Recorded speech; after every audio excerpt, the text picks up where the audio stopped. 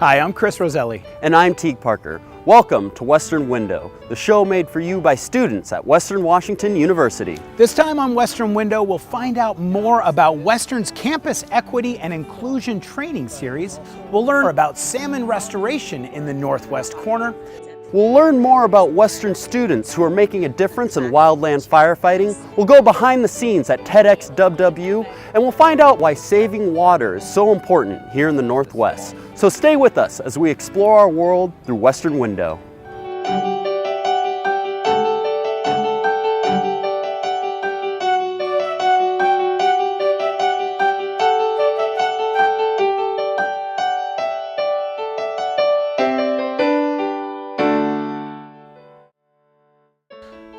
Welcome to Western Window. Here at Western Washington University, October is Campus Equity Inclusion Month.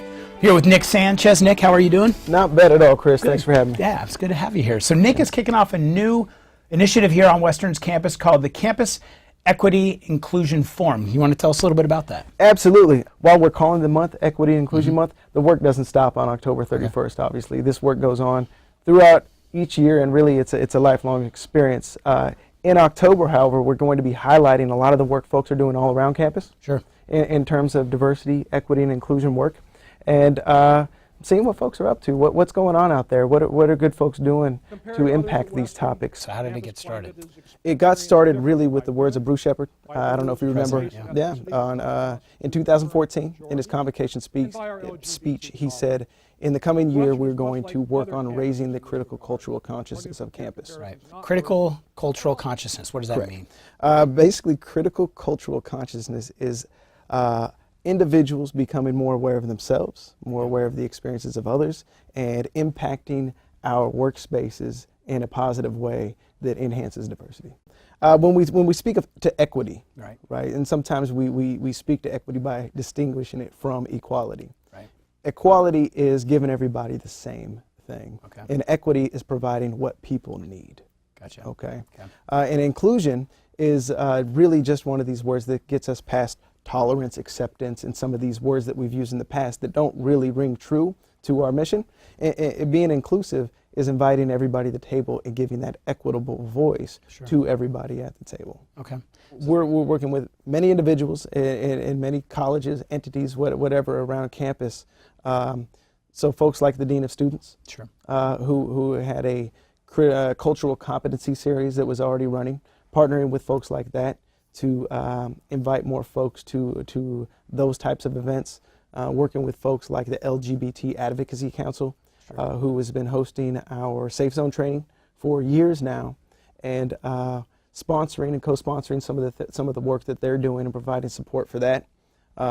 Working with folks like the Journal for Educational Controversy, and bringing some light and putting a spotlight on some of the work that they're doing to provide folks with resources to raise their critical cultural consciousness. Sure, absolutely.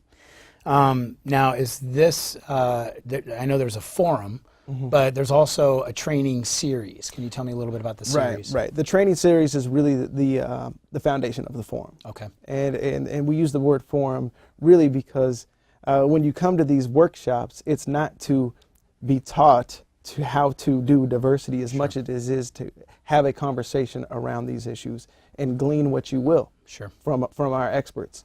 You know, the hopes are pretty ambitious hopes, but we really think they're attainable. And at the end of the day, you'd hope that every classroom, every workplace, every workspace is impacted by a program like this. Really, you would hope to work yourself out of a job almost, because it's so deeply embedded in the fabric of what we do that courses like these, especially these, you may not. Okay. So you mentioned diversity. There's equity. There's inclusion. You know, what if somebody's watching the show right now and says, "Oh my gosh, this is all fluff. This is like, you know, this touchy-feely stuff. Why do we really need to do this?" Sure. What would you say to somebody who comes to you and says that? Yeah, I guess the first thing I would say is come to a class and find out and tell us that. But the truth is, we invite dissent. We invite discourse, and it's okay to disagree. A lot of us do this work, disagree with each other. That's one of the strongest parts of being in a classroom with professionals like this is you can raise these challenging questions, and folks are ready for those. You mentioned, you know, some of the critical discussions, critical conversations. Do you have any examples? sometimes you show up as a professor and you think you're going to be teaching on a particular topic that day. But an event that happened that folks saw on TV last night is really going to shape that conversation. Or before you even step foot in the classroom, how do you build into your curriculum and weave right into your syllabus these signals to folks that we are inclusive of absolutely everybody? Sure. Sometimes you see an interaction between two students, or it could be two staff members, sure, or two faculty that might leave you uncomfortable. Okay. And sometimes as an ally in a situation, it's a good time to intervene and say, hey, I saw that conversation, and here's why it doesn't sit okay with me. And to have the tools to handle that discourse with a colleague in a way that's respectful, sure, and impactful. I think you could learn a lot from these critical conversation workshops. I think anybody who looks at the world and sees how quickly it's changing, the face of the world is changing, and we are becoming quickly a global society. And if we don't keep up, we're going to get left behind fairly quickly. So I think folks who want to tap into that global community a little bit better, right, would want to be in these workshops. And you're a party planner. You invite everybody to the party and you just... I feel that way sometimes. Make sure everybody's got what they need. Yeah, absolutely. And I can't wait to get started. Just really nice having you into the studio. Thank you so much, Yeah, Chris. absolutely, Nick. Thanks so much. Yeah. Nick Sanchez, who is launching a new initiative on campus, the Campus Equity and Inclusion Forum.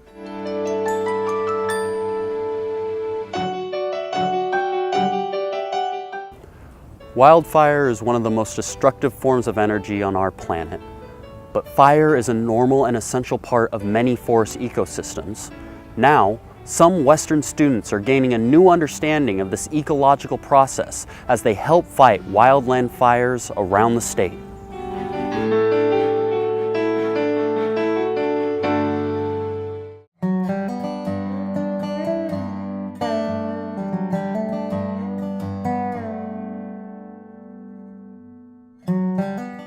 You give yourself a lot of pep talks and tell yourself that you can, and no matter what, your body's going to keep moving, and you just have to give yourself pep talks after pep talks.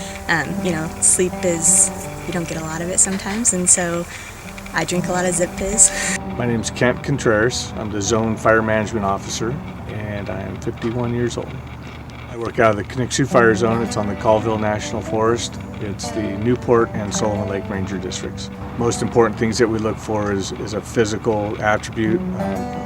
Folks that have had sports or like to hike, and another attribute is that they like to camp or be outdoors.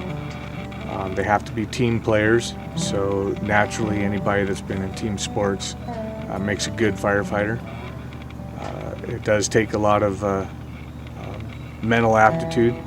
We're looking for folks that can think on their feet and make quick decisions. Adam Ackerman. I'm 37 years old. I work here on the Newport district of the Colville National Forest. So I've been fighting fire now for 15 years. You get fatigued a lot. I've worked some shifts up to 30 hours straight, so it really gets fatigue on your body and your mind. You definitely got to be in good shape. Being in good shape definitely helps out for the type of work that we do and the long hours that we work and the equipment that we have to pack, and just having the mindset to want to do it, and kind of like that camaraderie with your crew folks to keep pushing each other to keep going.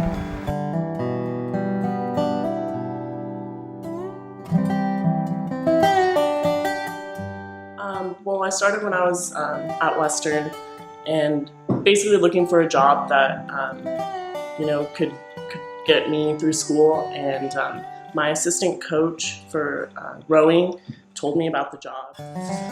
Something that I have to overcome mentally would be basically moving up in my training now that it's my third season. I have a task book opened and I'm looking at becoming a firefighter 1, and it's basically just, now it's not so much head down working, but head up, looking around, being really cognizant of what's happening and starting to make plans and make tactics and making those decisions that I've been given. The hardest thing to overcome, I'd probably say, is just really steep terrain, and it'll be wicked hot out, and just trying to get up the hill to the fire and you're carrying a lot of weight is it's a lot of work, and it's really hot if you're not used to it.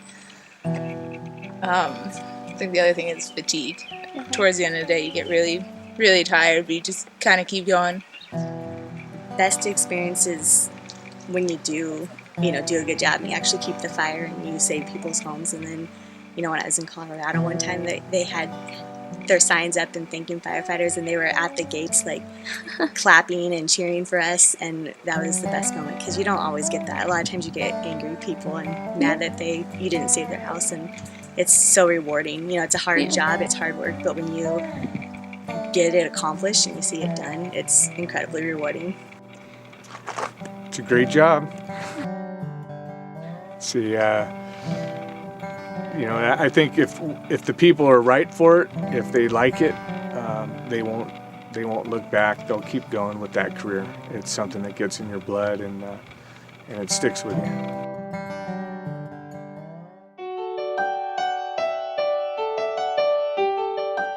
Rivers and streams in Washington are at historic low flows. Over 28% are the lowest recorded in 64 years. And as of August 25th, almost 85% of the state is classified on the U.S. Drought Monitor as extreme. With our watersheds in danger, water conservation at home becomes even more important.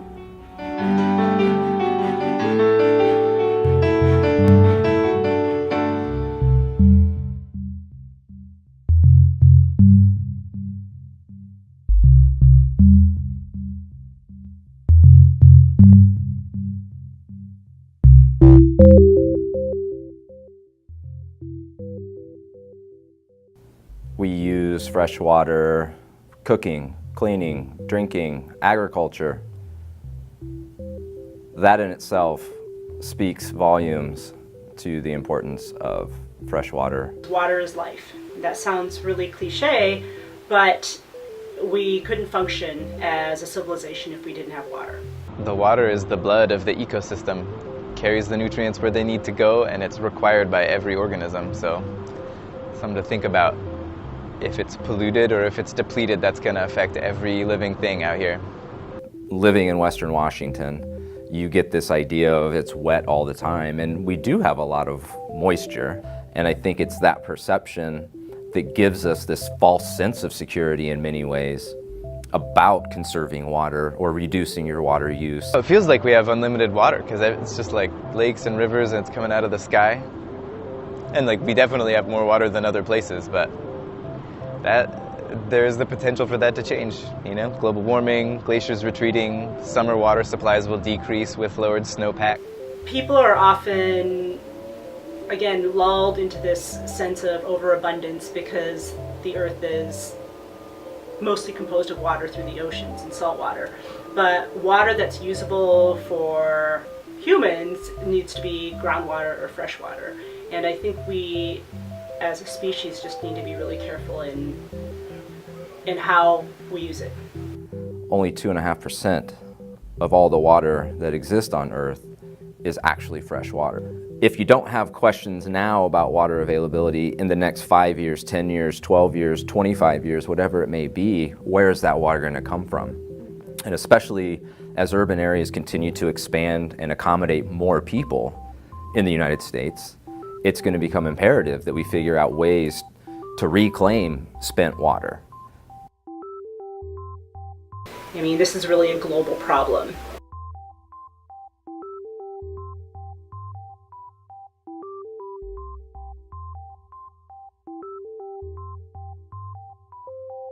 The United States is one of the few, if not the only, country in the world where we just expect things to always get better.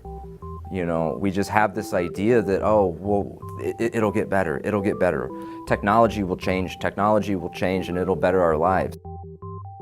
But I think to approach something like water use with that perspective or from that perspective can be dangerous, because what if there is no technological fix and we really do have to make real changes?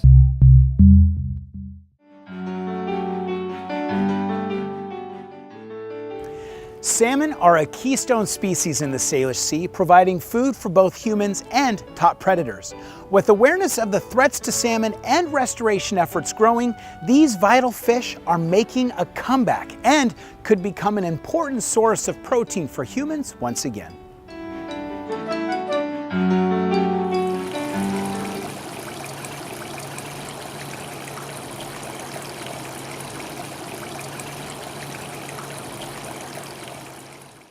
People in our region have had salmon as a major source of protein in their diet and fat in their diet for millennia. Unfortunately, that source has dwindled away in more recent years. As you may know, the leading cause of preventable death in the United States is tobacco use. About 450,000 deaths, premature deaths every year. Second is obesity. 350 to 400,000 deaths a year, premature deaths, are directly attributable to being overweight. Salmon, if there were more of it and it were reasonably priced, would be probably the single most important food item you could add to a diet, because it's lean protein and the fats that are there are the kind of fats you need and not the kind of fats that hurt you. And that's extremely rare. Fish in general are good, salmon amongst the fish are particularly good. I think we should be making all progress we can make to reestablishing salmon runs like they used to be. NCEA is one of 14 fishery enhancement groups throughout Washington State. We are a nonprofit since 1990. Washington legislation decided that there was problems with fisheries and problems with population numbers of fish coming back. So they decided to create a coalition of fishery enhancement groups. All of us are doing work throughout Washington State, being community-based and concentrating on freshwater restoration work. Here in the Nooksack Basin, some of the biggest influences affecting salmon have come from forest clearing, agriculture, and maybe to a lesser extent, urbanization. These have all changed patterns of stream flow. A particular problem is that as we've cut down so much of the old growth timber in the area, we don't have that same supply of large trees, which you might not think of as being important for salmon habitat, but they actually are, because large trees, when they die and fall into the river, become what we call large woody debris, and those are really important habitat features.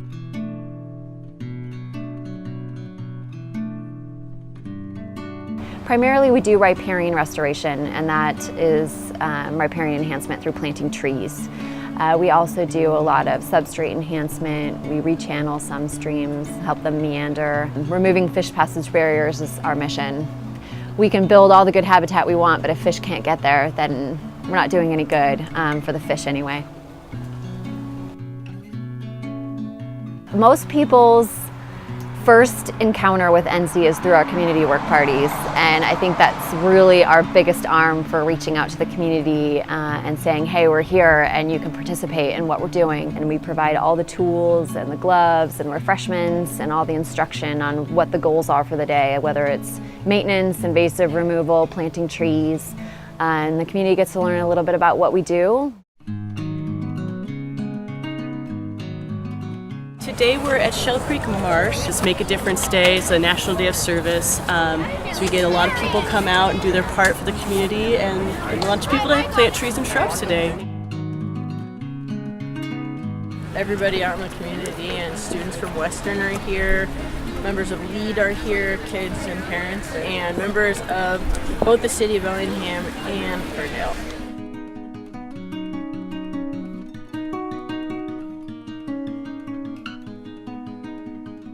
Riparian vegetation is really important for stream health and especially for salmon fishes, for salmon and trout. The wood helps to deflect flow and creates very deep pools, and it provides cover so the juvenile fish have a place where they can rest and stay out of the high flows and get away from predators.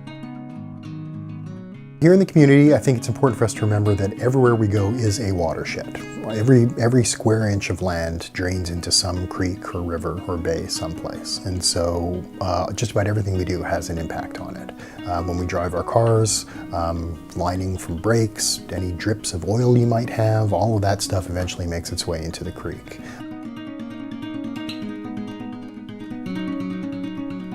when those runs become reestablished at the same levels that they were in the past, I think it'll make a very high quality protein source actually much, much more available.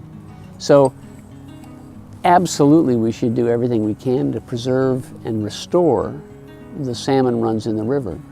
And in doing that, we will preserve and restore things we don't even understand and that are essential for our well-being, not just the fish.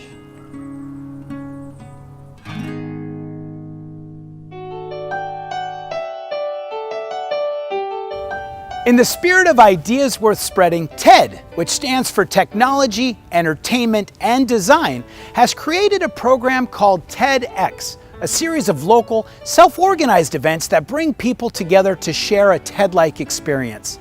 TEDx WWU shows off ideas at the forefront of innovation, research, and learning in our region.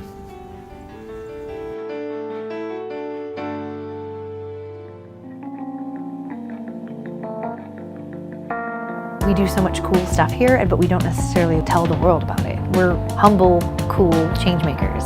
And as much as I support that, I also think that we do enough stuff that we could share with the world that it's probably time to start doing that. So TEDx is one of the ways we get to take some of the cool things that are happening in this community and some of the big ideas that are coming out of our students and faculty and staff and alumni and community members, and then share them on a big stage and share them with the world. We started in September. We were supposed to have our event in January, but we got our license and we scheduled a new date in April. And so we really started picking up right after winter break. I've been involved for like a year now, so it's been like a long time coming.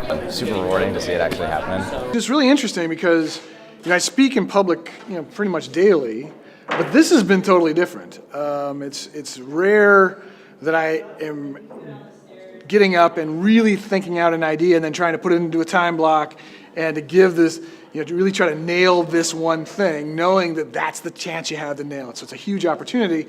And so preparation has been really intensive and working with other people and practicing. But I'm pretty excited. I'm pretty pumped up. I just feel grateful mostly. Grateful about the event, grateful for the whole notion that there are a group of people just offering ideas, and that there are a much bigger group of people listening to ideas and thinking about them, and then taking whatever from those ideas rings true to them and carrying it forward. We all have incredible ideas to share, obviously, so it's really just a wealth of knowledge and not cutting myself off from maybe picking up some gems. I mean, anytime you can sit down and really try to get knowledge from somebody who's mastered their craft or is mastering their craft, you shouldn't pass that up.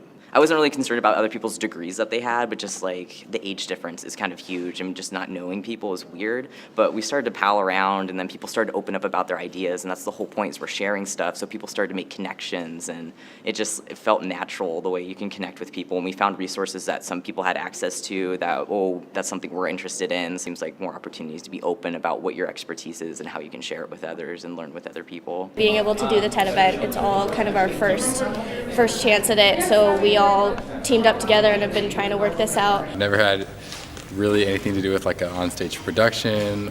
I like to work on stuff that I can put up and change a little bit at a time while no one's looking. So this was definitely a different experience. I've never really been in a situation where I'm managing a bunch of camera people, so it's kind of been stressful, but I'm very confident in all the people that I gathered to do video production. And I know that the solid team has got a lot of good volunteers. We got a lot of like really heavy hitters, just go get them type of people, and it's really cool to be a part of that sort of energy and just environment that everybody really wants to make TED happen. And this is the largest TEDx event in Washington State, which we just learned about, which is like just really cool. So, and we're sold out. This is gonna be awesome, guys. I know no one who is performing, I just know that it's gonna be good. I'm here because I am a nerd, and I'm addicted to TED. I'm really excited to see Bobby Davis because we played intramural soccer together, and I had no idea he was actually a design student, so it's kind of funny to see like a different perspective of a student. Design is very important as far as progression into the future, and so to actually have an outlet where I can speak on it and try to inspire some people to pursue their field as though it's a design, I think it's huge, it's paramount. Logan Brulette will be giving a talk about transgender and their involvement in NCAA sports. It's grounded in my personal experience on the women's rowing team at Western Washington University. I came out in the middle of my second year as a transgender man, and it was very combative against a highly gendered sports environment geared towards women. My talk is focused on my experience, but it branches out to talk about how language can include people or completely ostracize and make you feel unwelcome. There's been so many trans suicides just in like the beginning of 2015 alone, and like it gets swept under the rug. Main news media doesn't report on it. So the problem is, how can we get this topic out there? How can we make people have it well known? And I saw the TED Talks as like a great opportunity for this. Just listening to it really reminds me of my friends who came out as trans and just like the battle that they continually have to face. Also, in addition to Logan's speech, I really love Dana's speech, Politics. It's just like honestly like so real and like heartfelt, and really talks about like the struggles like in society that women face. Everyone's enjoying the speakers, it sounds like. They're participating.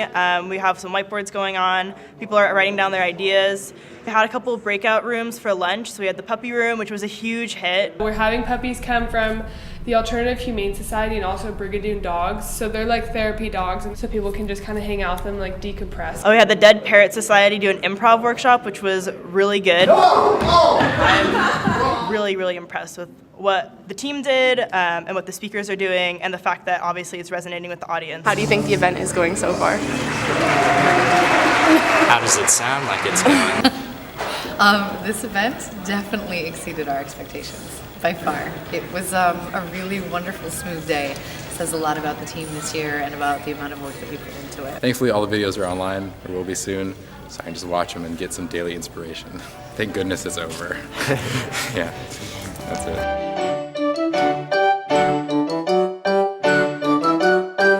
That's it for this episode of Western Window. We'll see you next time as we explore worlds at and around Western Washington University.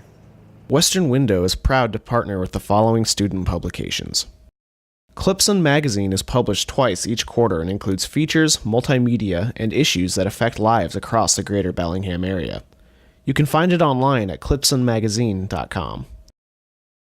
The Western Front is the official newspaper of Western Washington University, published by the Student Publications Council and funded by your advertising dollars. The Western Front.